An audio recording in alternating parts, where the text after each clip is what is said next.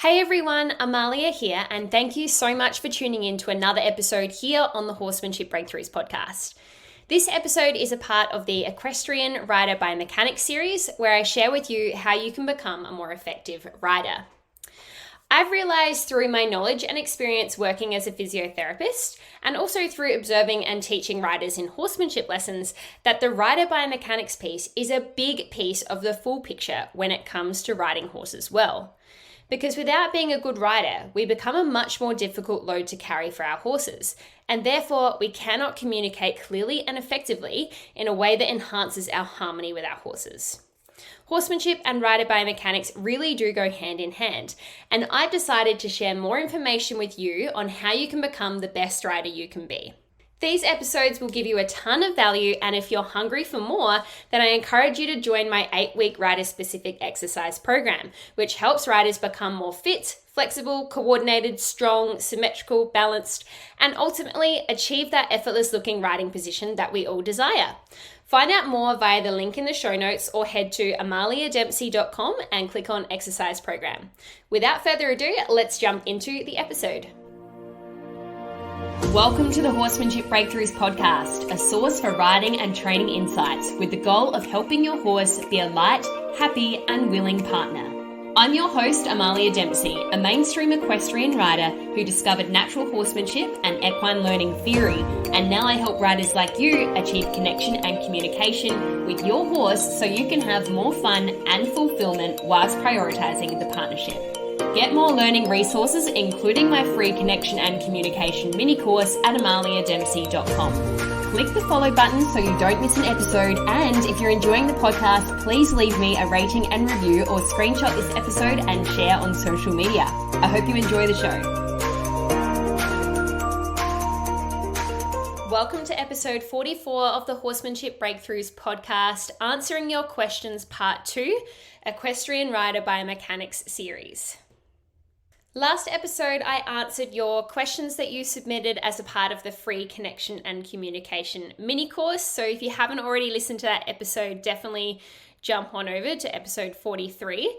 So basically what I'm doing in these episodes is I'm answering questions that you submit as a part of surveys that you might have filled out if you have joined any of my freebies. And in today's episode, I'm actually going to answer questions related to rider biomechanics with questions submitted through the 10 free rider-specific exercises freebie. Now, if you want to get your hands on that freebie, head on over to amaliadempsey.com/exercises, where you will get access to 10 free rider-specific exercises to improve your riding. These are exercises that I personally use to improve the qualities that I believe every rider needs to have in order to be effective and ride their horse in harmony. So if you want to get those, then jump on over to amaliadempsey.com/exercises. They're completely free. And I probably will be referring to them in this episode as well. So definitely encourage you to go over and do that. So with these questions, it will be more so related to rider biomechanics and how to improve your riding, but that goes hand in hand with horsemanship anyway, so it should also improve your horsemanship. You might remember from last episode there were something like 69 questions or something like that, and there's a similar amount in today, so it's literally impossible for me to give each of those questions a good answer in the time frame given. So what I'm going to do is answer a few. And because of the amount of questions and how good the questions are from both last episode and today's, I'm actually going to use those questions to create future podcast episodes. So don't worry if your question hasn't been answered. I'm going to get around to it at some point. And yeah, you can keep an eye on the podcast for future episodes related to answering those questions. It might not be formulated in a way that says your question's answered, but I might create a whole episode around a topic that you've asked a question on, so to speak. Okay, so let's go into the first question. How to make my seat more stable and balanced and my legs more effective and quiet. Okay, so that's a big question. There's a few different parts to that question, and I think that every rider wants a stable and balanced seat and quiet, effective legs. So I love that this person has asked this question. Let's start with the stable and balanced seat part. So before I mention how you can actually improve the seat, I want to mention a few things that I think can affect your seat. Certainly the saddle that you ride in can affect your seat. Everyone has a different preference in terms of what saddle they like to ride in. And I spent years riding in saddles that probably weren't suitable for me. And I learned to ride well in those saddles. But then as soon as I got into saddles that really did suit my body and were more suited to the discipline that I was riding, oh my gosh, my riding improved so much. So, if you're jumping, get a jumping saddle that fits both you and the horse. If you're doing dressage, same thing. Get a saddle that fits you and the horse, and you will notice it makes a huge difference in your riding. Of course, the dream is that we can all ride perfectly bareback as well, but I just wanted to mention that, the saddle can make a huge difference if you are riding with a saddle. The other thing that can make a big difference in the stability and balance of your seat is how your horse is moving. And this might seem pretty obvious, but it's something I've really experienced firsthand. Even with my horse Harriet, she's quite a difficult horse to help move in a more balanced and healthy way. And I really feel like I can sit her trot or stay in harmony more with her canter when she's using her back more effectively, when she's traveling more freely forward. And even there's been some times where I've played around with a movement called Spanish trot, which is very close to passage. And just the way she lifts her back, I am so easily able to sit and feel like I'm glued to her back because of the way that she is moving. Versus, if we're doing a choppy little kind of small trot and she's sort of poking her nose out, riding more sort of freestyle, it's a lot harder to sit that trot, to be perfectly honest. So I just wanted to mention the saddle and the way your horse is moving can make a big difference in your seat. Now we'll move on to things that can actually improve your seat if you've already considered those two things. So to improve your seat, I really believe that you need to improve your body awareness around your pelvis through pelvic exercises. I remember that a time when before I became a physio, and I really didn't have an understanding of what the hips and pelvis were, or even really the bony landmarks and where they were located. And this was firstly a fascination for me. I was always interested in the anatomy, but it was also a bit of a handbrake because I really didn't have that body awareness. And a lot of us that ride don't have that body awareness. I think people who do sports as they grow up, particularly dancers or people that do calisthenics or any sort of work where any sort of sport or work where you're really having to use and get to know your own body, those sorts of people become really good riders because they have that body awareness. But don't stress if you're not one of these people who have grown up doing sports and whatnot, because you can still develop good body awareness around your pelvis through pelvic awareness exercises and pelvic mobility exercises. And I have plenty of those in my rider-specific exercise program. And I also give you one in the freebie as well, the 10 free rider-specific exercises. So if you want to get started with that, then I've got a video in there talking about the pelvis and an exercise you can do. So start there. The other thing you can do to improve your seat, particularly the stability and the balance, is of course no stirrup work, right? It's kind of like when we make things harder for ourselves, they become easier. It's this weird paradox.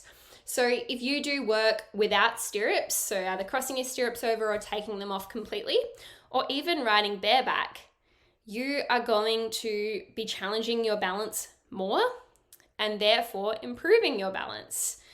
I actually work quite a bit with elderly patients who struggle with balance and falls. And one of their main goals, they say, I just really want to improve my balance. I'm really worried about falling. And to their surprise, we actually get them into an exercise program that challenges their balance, that puts them in positions that actually make them feel a little bit vulnerable, because it's in those moments that they actually grow and learn to improve their balance, right? They're not going to improve their balance if they just go about what they usually do and don't kind of progress or challenge their balance in any way. So we actually need to make things a little bit harder for them so that their everyday mobility is more balanced.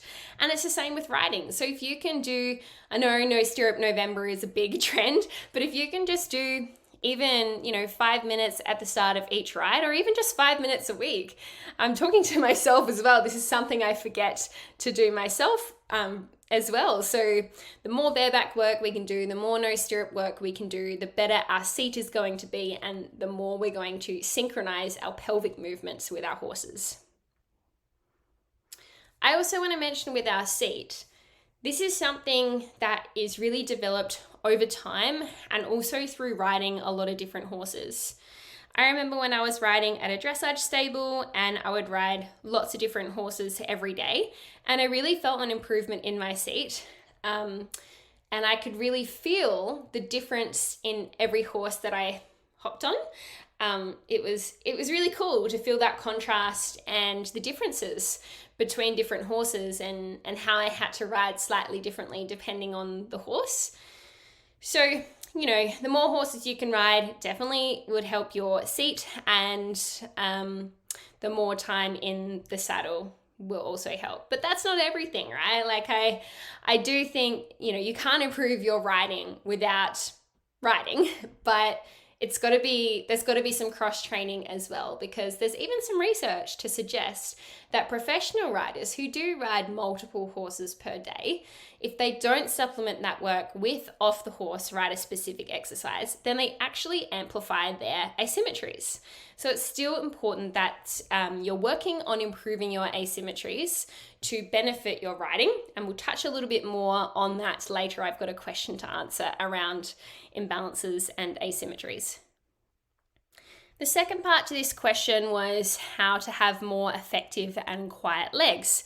So again, they're two different qualities. So let's first talk about effective legs. So effective legs to me means that your aids work, right? The cues that you're using through your legs actually influence the horse. And this is probably a little bit more of a training question rather than a biomechanics question. Absolutely, the position of your leg can have an influence over the horse and improve the effectiveness of your leg aids. But really, for your leg to be effective, you need to be aware of how you're actually training and applying cues. The goal for me is always to have the lightest aid possible, the lightest leg aid possible, and invisible aids if possible, right? And one of the best examples of this that I see is a rider called Anya Berin. She's a dressage rider, and when you watch her ride, it literally looks like she's doing nothing. It's amazing. It's really impressive, and that's what I'm always striving for, and I know that it's possible. And I think we should all be striving for that, also for the welfare of our horses if we're going to ride them, because we ultimately don't want to use a lot of pressure on them. We want it to be a pleasant experience for them, and we don't want to have to be constantly using aversive pressures to motivate responses. So effective legs to me means that your aids work and you're able to communicate in a really light and effective way. So this means that whenever you use your legs, you need to start with your dream aid. So the lightest amount of pressure you ultimately would like to use, even though you think that your horse might not respond to that amount of pressure to begin with. If you never start there, you'll never get there. So start with the lightest possible leg aid and gradually increase from there.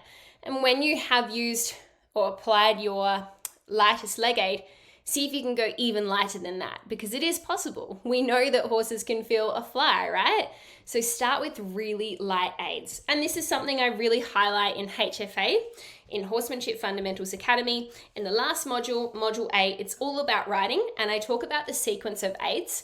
And I actually give you a video on how to practice your aids on a ball in your living room. There's literally a video of me riding a ball in my living room on how to practice your aids so that they are very light and absolutely automatic when you hop on your horse. And this is something I've personally done on my horsemanship journey, and is something I will still do if I'm needing to practice a new set of aids. So I really recommend that. And I may even in future add this as a little bonus in the 8-week rider specific exercise program, because it's so effective and I've had so much good feedback on that one video alone. And I almost didn't even put it in the module. So super glad that everyone in HFA likes that one. Anyway, so the second part of this, or the second quality of the legs portion of this question is effective and quiet legs. So how do we get quiet legs? So for me, quiet legs means that they don't move around and that you have excellent motor control of your leg in the saddle. So your legs aren't just moving willy-nilly without you wanting them to, right? Which can often happen when we ride. We all have these little idiosyncrasies of things, of our different body parts doing different things. Like even personally, myself in my own riding, I have noticed that my legs, particularly as I've gotten older, for some reason, they do seem to move a little bit more forwards and backwards, which is something I'm personally working on. But yeah, it's a goal for everyone to have really quiet legs. So they're not moving around, or when they do move, it's purposeful movement. It's not that it's kind of random and we're not aware of them moving around. So in order to get really quiet legs, they need to be really stable, right? So one of my favorite mounted rider exercises to get a stable lower leg position is to do standing in stirrup work. And this is in walk, trot, and canter. So I want to feel like I can stand in my stirrups for literally days. I remember in Pony Club, we used to do this little exercise where everyone would walk around in a circle. I can vividly picture it right now, down to the instructor that was standing in the middle of the circle, and we would all stand in our stirrups, and the last one standing was the winner. And because I'm super competitive, you can bet that I learned how to stand in my stirrups for a long time so that I could win that competition. I don't think we even won anything, but so yeah, I've practiced that from a very young age, and I still practice it to this day. One thing that I like to do, and again, I'm reminding myself to do this because it's so easy to forget, is that in the first 5 to 10 minutes of your ride, if you could do one thing to improve your riding in that 5 to 10 minutes, every single ride, then surely your riding is going to improve over, a 3, 6, 12-month period of time. In the rider-specific exercise program, I give you 8 rider-specific mounted exercises that you could incorporate in the first 5 to 10 minutes of every single ride that you do. But certainly standing in stirrup work is a great exercise to help improve the stability of your leg and thus the quietness of your legs. I also would like to say that improving your mobility, awareness, and control around your hips and pelvis also helps with your leg position, because often, you might see that it's your ankle or lower leg moving around a lot, but this could actually be coming from a stiffness around your hips, or a weakness around your hips, or a lack of mobility or awareness around the pelvis. So addressing that area might help the stability and quietness of your legs. So thinking a little bit more broadly and a little bit more holistically about what other things could contribute to a noisy kind of leg position. Okay, moving on to the next question. How to be more relaxed and supple when riding? Okay, so with this question, I feel that there's like a group of people who say that you've just got to be completely relaxed, remove all tension from your body when you ride. And then there's a group of people who say, no, you've got to be like rigid, you've got to brace your core, you've got to bear down and really create this like strength around your torso. And I really think that neither is true. I think it's a balance between both. So you ultimately want to use the least amount of muscle activation necessary for the task at hand, and that really just explains effective movement, effective functional movement, where you're not using unnecessary muscles or unnecessary muscle tension to create the movement that you're looking for. And there's not a lot of movement there is a lot of movement that we produce when we ride, but it doesn't look like there's a lot of movement. Like, for example, it'll look like a rider is completely still on a horse, but really there's a lot of movement happening in the pelvis and of the ankle. And so if you have a look at one of your favorite riders, whoever it is, on YouTube, and slow that video down and zoom in on the pelvis or the ankles, you'll see there's actually quite a lot of movement there.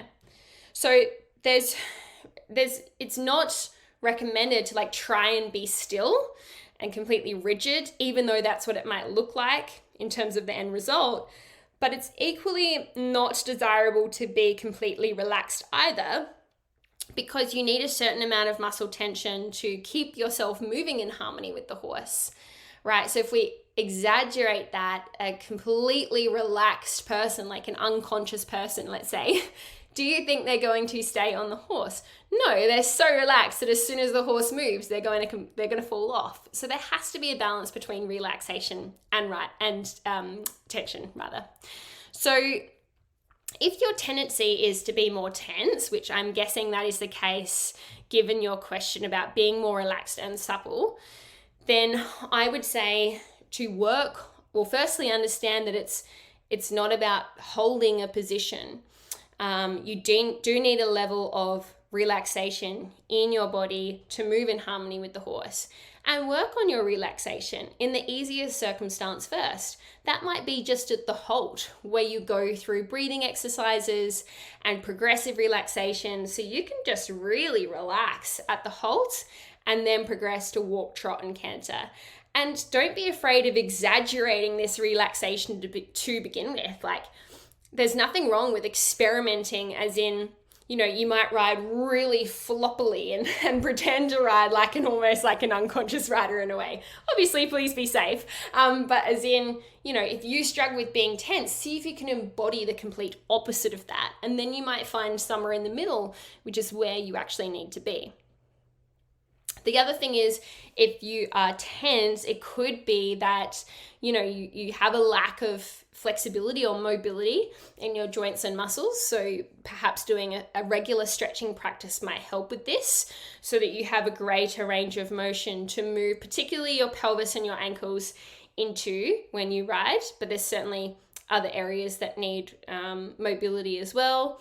Again, 8-week rider specific exercise program has you covered with stretch sessions as well, with specific areas for riders. So definitely check that out. I would try and get you to think about, what is the underlying reason for your tension? What is the underlying reason for your tension? Are you worried about something? Are you trying too hard?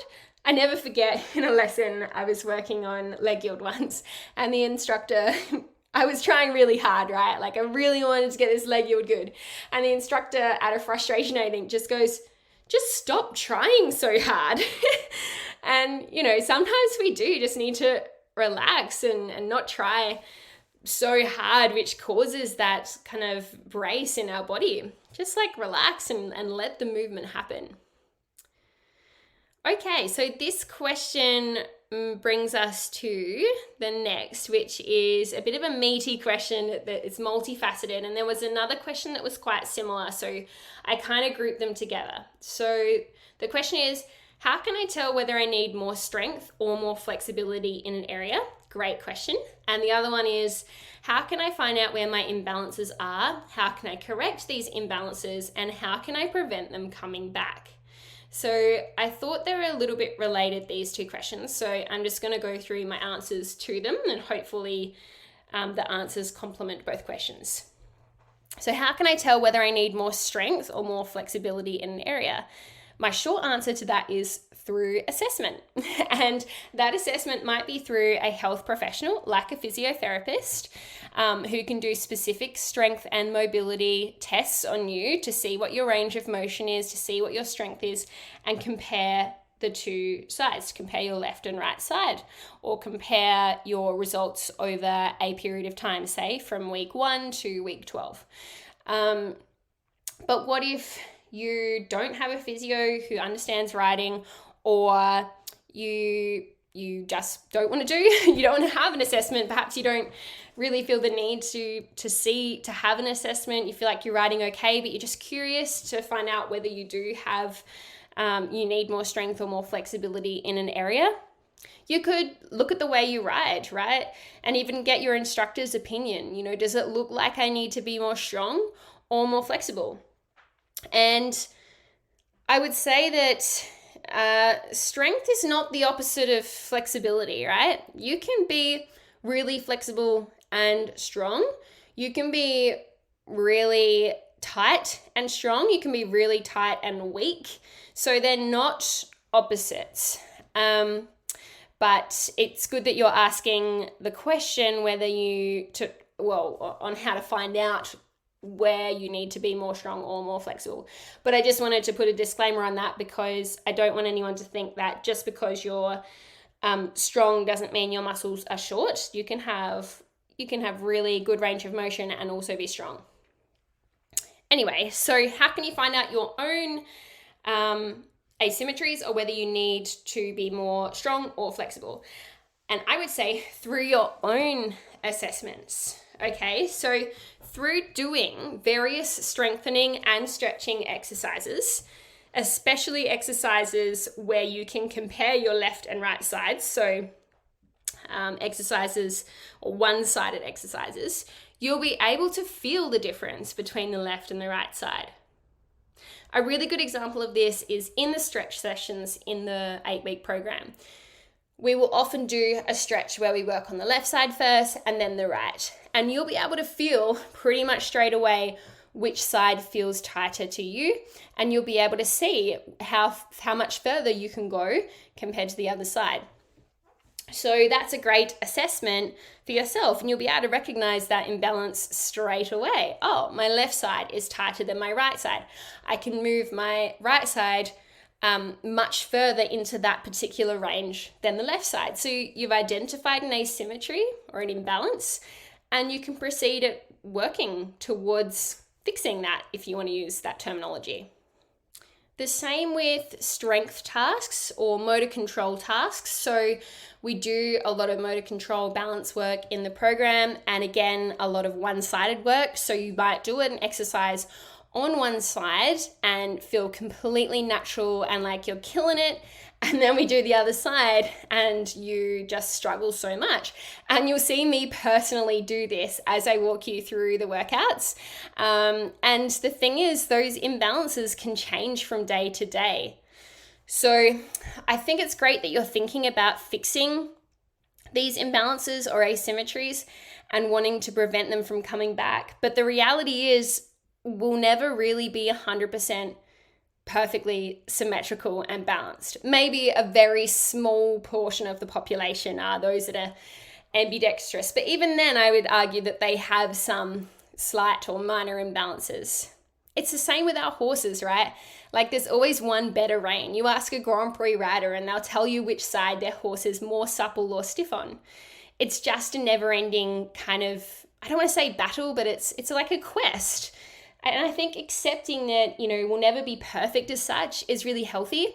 But I also think it's great that we are on the journey of trying to feel more balanced, which of course is going to help our riding. So it's a little bit contradictory. I'm saying that, you'll never be perfectly balanced, but hey, keep working on it. But just know that you should see improvements, but it's not like you're going to reach a point where you're like, okay, I'm perfectly balanced and symmetrical now, I can just stop. And I'll be perfect forever. It just doesn't work like that. So be okay with being a little imperfect, but still strive for more balance and symmetry. I think with this question, I also want to point out that imbalances or asymmetries can be from a variety of reasons. They can be structural, like conformational, as in that's the way you were born. You know, people with scoliosis or a leg length difference, say. Things that we probably aren't going to be able to, like, quote unquote, fix as such without, say, a surgical or an invasive type intervention. And we almost need to kind of accept those conformational faults in both horses and humans and work with the body that we were given. An example of this is I have proportionally really short arms. It really sucks for riding because I watch so many brilliant riders that have these nice long arms so their hands can fit nicely, beautifully in front of the saddle. And I have to work extra hard at keeping my hands still and soft. Hey, I'm not complaining. Like, there's certainly worse things, but we just have to accept that, there's things like I'll never have a longer arms. I'm not going to be able to change that. There's some conformational, structural things that's a part of our skeleton and our DNA that we can't change. Then there are muscular asymmetries, right? And that's usually something that we have developed over time as a way through the way in which we load our bodies on a daily basis, the way we hold ourselves, the types of exercise we do, the type of work we do. That is something we can change and balance with appropriate cross-training, like the 8-week rider-specific exercise program. I know I sound like a broken record, guys, but there truly is no magic bullet when it comes to improving yourself as a rider. You've got to put the work in, and I have created this program so that you can do that. So that's why I keep mentioning it. And of course, if you want to check it out, then I would love to have you in the program. But anyway, so muscular balances is something we can work on through exercise. And also we might have asymmetries or imbalances through motor patterns. So basically through habits, right? We might just hold one shoulder higher, not because the muscles or the structure is holding it there, but because you physically have created that motor pattern where you're hitching one shoulder higher than the other. So that is something you can change as well, but no amount of stretching or strength work will change a motor pattern unless you put effort into changing that motor pattern. I know that was very wordy, but basically, like, you can do stretch and strengthening for days, but you also need to work on improving your motor patterns as well. So conscious practice, conscious rewiring of those motor patterns. It's uncomfortable at first, but over time you will see an improvement and it will no longer be a conscious thing. You will just automatically relax that shoulder down. Okay, I hope this is all making sense, guys. Let's move on to one final question because I've been talking for a while and I haven't even scratched the surface of these questions. But like I said, I will do future episodes on specific topics so it can be a little bit more focused, but hopefully I'm giving you a good insight into today's questions around rider biomechanics. Okay, how do I improve my core muscles and how would I go about improving my posture? The short answer to this is you do core strengthening exercises and you practice good posture. So with your core muscles, it's such a buzzword, the core. There's really no consensus in terms of exactly what the core muscles are. Like, different professions will give you a different explanation. As physios, we talk about the deep core muscles, the transverse abdominis, multifidus, pelvic floor, and diaphragm.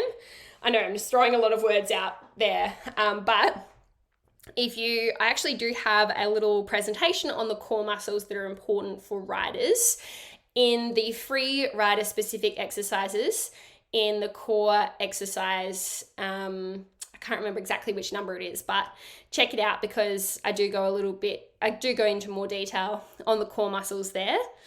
And at the end, I do give you a core exercise that you can practice right away to connect with your deep core, particularly the transverse abdominis muscle. So I would say to improve your core muscles, do core strengthening exercises, but not just the cliche, superficial six-pack type sit-up exercises.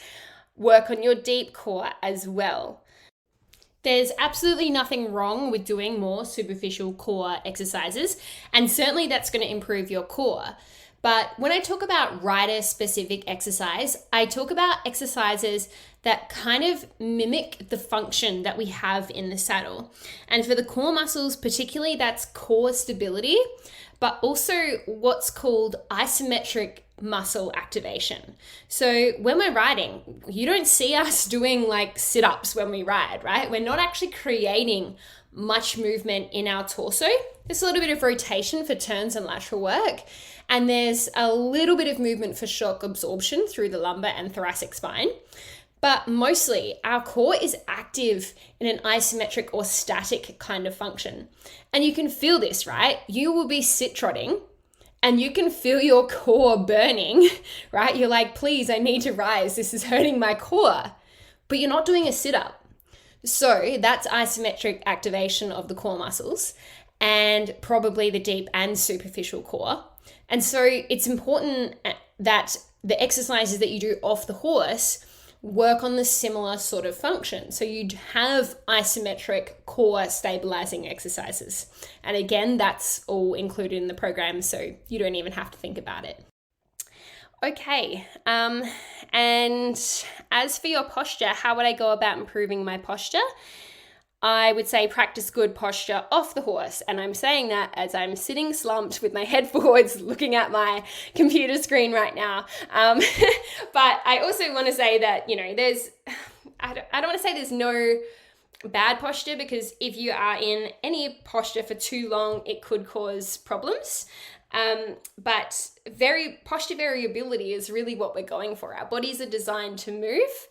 But when we are riding, obviously it's desirable to have that elegant upright posture, and it's functional as well. We're more balanced when we are in that position because our spine is in neutral and our joints are more stacked and in their mid-range position, which means we can recruit muscles more effectively and efficiently. So I would say practice good posture off of the horse. Do postural exercises to improve the strength in your postural muscles. So many times I help people with their posture in the clinic, and I put them into what I believe to be their most ideal posture, and they go, oh, this feels so uncomfortable. Well, of course it does, because it's not something that they practice regularly. So that motor pattern, that neural network of fibers, they're not used to maintaining that position, and the muscles are not strong enough to hold them in that position. They're so used to just slumping and relying on their joints and ligaments to hold them upright, when really now we're asking them to use their muscles to keep them upright, and their muscles are protesting. They're like, hey, this is hard. Of course it's hard to begin with, but over time it will get better. There's actually a little device that I like to use from time to time to improve posture as well, and it's called the Upright Go. And it's a little device that you stick to your upper back and connect it to an app on your phone. You calibrate your posture, so of course you need to learn how to find an optimal posture for you first. And then whenever you slouch, which inevitably will happen, especially if you're working at a computer or something, it will vibrate to remind you to find your optimal posture again. Now, I have tried this device when riding, but I think because there's so many other sensory things happening when you ride, it was a little harder for me to tune into that vibration. And also because when you're riding, things are a little bit more dynamic, so it's not as simple as holding a perfectly upright posture. But I think that device can help you get a feeling of how to maintain optimal posture yourself. And I much prefer that sort of device over something like a posture brace, which usually your body will work against, and you actually be probably strengthening the opposite muscles that you want to as your body fights that posture that it's trying to hold you in. I also think with posture braces that it doesn't necessarily, yes, you might feel what optimal posture could be for you, but you're not actually training yourself how to maintain it. Like self-carriage, right? If we're just riding horses in side reins all the time, the horse isn't really learning self-carriage. They're just being held in that position. It's the same with a posture brace.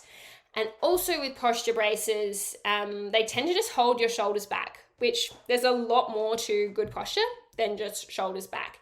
Has a lot more to do with your thoracic and lumbar spine, your cervical spine, the neutrality of your spine and less to do with retraction of the shoulder blades, which really is what people mean when they say shoulders back.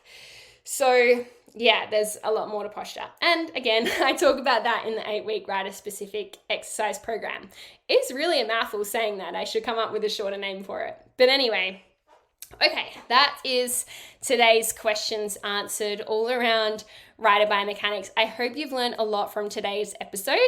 And I think up next we might have an interview. I do have a schedule of podcasts that I've put together for 2023. A lot more solo episodes this year, which some of you have requested. So I'm excited to give you those. And I hope that you have a very happy, healthy, and horsey 2023. And I'll speak to you soon. Thanks so much for tuning into today's episode. I just wanted to take a moment to talk about the fact that we spend so much time, money, and research trying to improve our horse's health and fitness. Diet, physio, massage, cross-training, vet checks, supplements, equipment, pole work, farrier, stretches, the list goes on. But what if you're missing a huge part of the equation? The rider's fitness.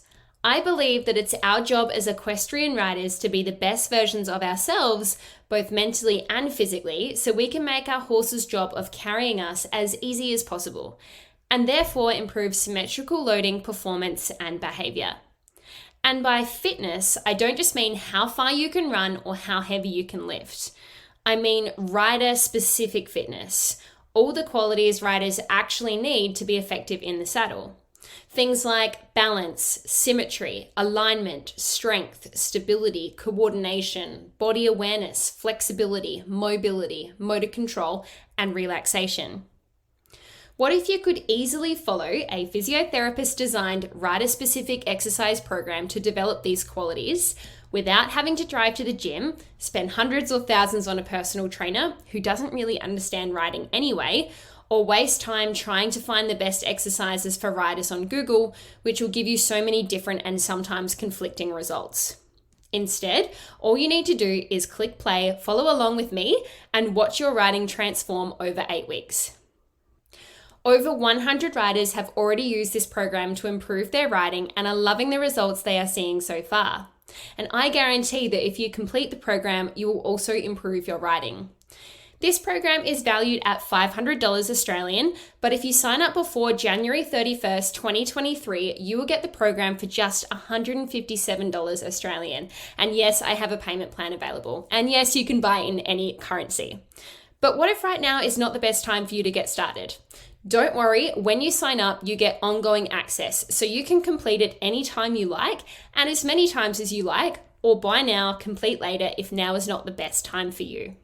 Click the link in the show notes or head to amaliadempsey.com and click on Exercise Program and get ready to transform your riding in 2023.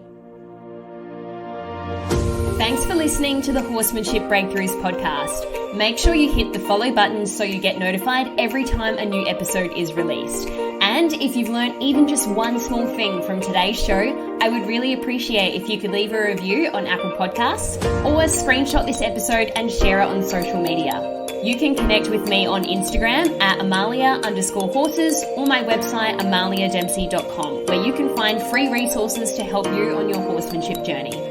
That's all for today. Thanks for being here. Remember to train with kindness and ride with excellence, and I'll see you in the next episode.